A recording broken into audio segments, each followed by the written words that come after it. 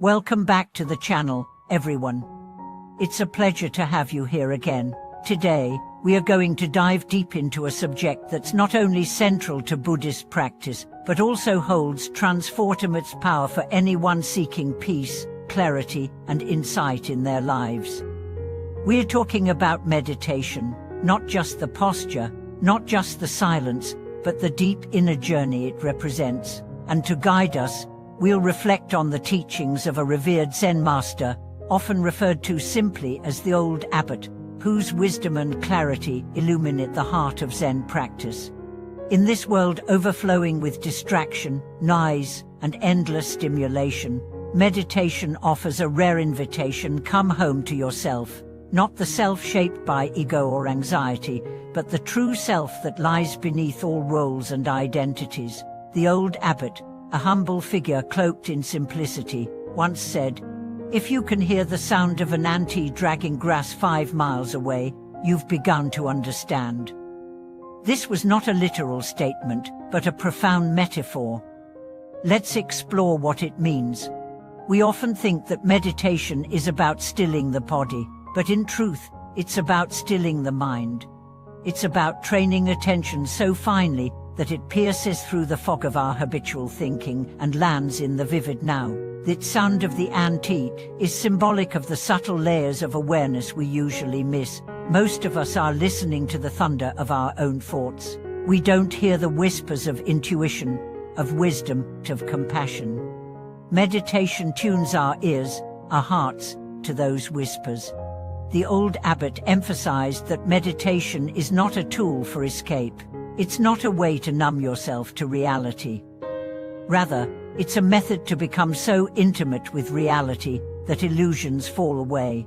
He taught that every moment of sitting in silence is a confrontation with your attachments, your aversions, your clinging to identity, your fear of emptiness, but also with your joy, your stillness, your true nature. In the monastery where he lived, daily practice began before sunrise. Hours were spent in zazen, the seated meditation unique to Zen. The abbot rarely spoke, but when he did, his words cut like a blade. "If you come here to get something," he said, "you've already failed." What did he mean? He meant that the moment you approach meditation as a transaction, as a way to gain peace or insight or enlightenment, you've already placed a veil over the experience. Meditation is not about gaining, it's about seeing what is already here, seeing who you already are. One day, young monk asked the Old Abbot, "Why do I not feel anything during meditation?" The abbot replied, "Because you are waiting for feeling. Sit without waiting. Sit without seeking. Then, the mountain will walk to you." The monk didn't understand at first, but over time, he began to see that his grasping was the very thing that blocked his experience. When she stopped chasing an outcome, she began to perceive subtle shifts in his consciousness. The air felt lighter. His breath became poetry. His mind softened. The Zen tradition speaks often of inno mind, not a blank mind, but a mind unclouded by grasping. In such a mind, the world is vivid. The sound of the rain is not just water falling, but the Dharma speaking. The wind in the trees is not just a breeze, but the universe breathing. In meditation, the ordinary becomes sacred. But how do we reach this state? The Old Abbot taught that it begins with putting down. Put down your titles, your history, your opinions, your need to be right. Your stories about who you are. Come to the cushion naked, not physically, but spiritually. Only then can meditation become a mirror, reflecting your true face before your parents were born.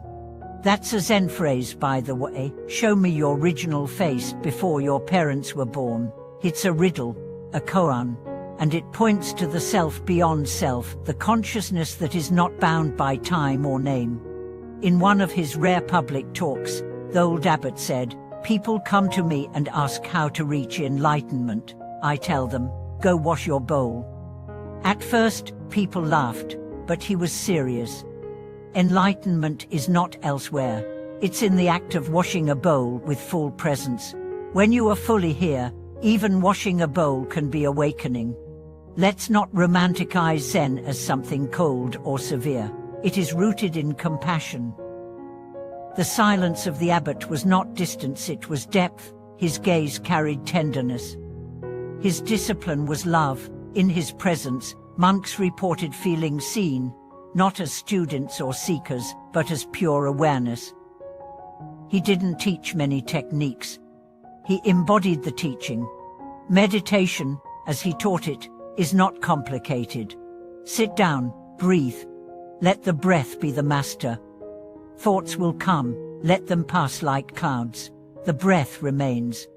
If you drift, return. And again, and again. Each return is a bow.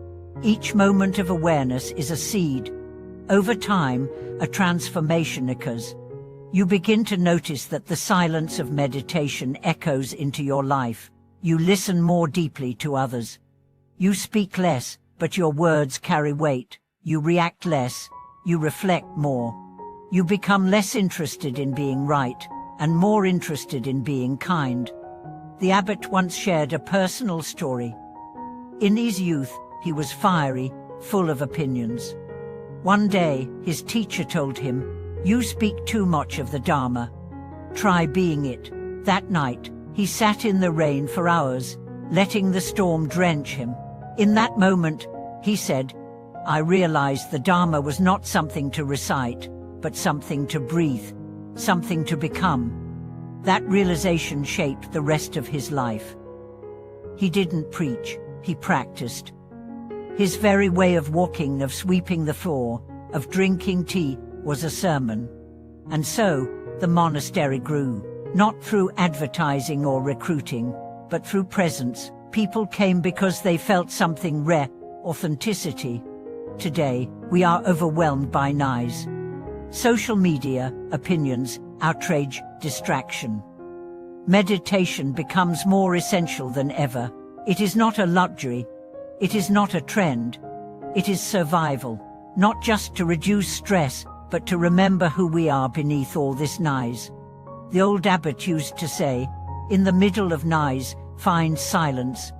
In the middle of silence, find truth." It sounds poetic, but it's a practice. Every breath is a door.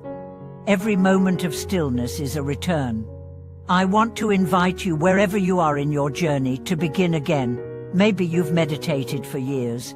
Maybe you've never tried. It doesn't matter. Begin where you are. Sit, breathe, listen. Not to achieve something, but to touch what is already whole within you. Meditation is not about improvement. It's about intimacy, with your breath, with your thoughts, with your pain, with your joy. It's about being with what is, without flinching, without judging. And when you do this, something magical happens. The layers peel away, and you meet yourself.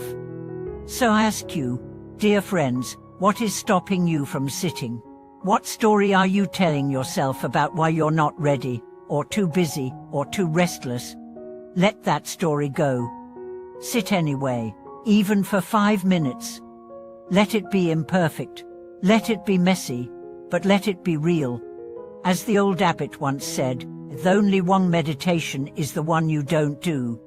Thank you so much for watching this video. If you felt inspired, moved, or simply curious, please support this channel by liking, commenting, and subscribing. Together, let's continue walking the path of practice, of presence, of peace. Until next time, may your breath be steady, your heart be soft, and your spirit clear.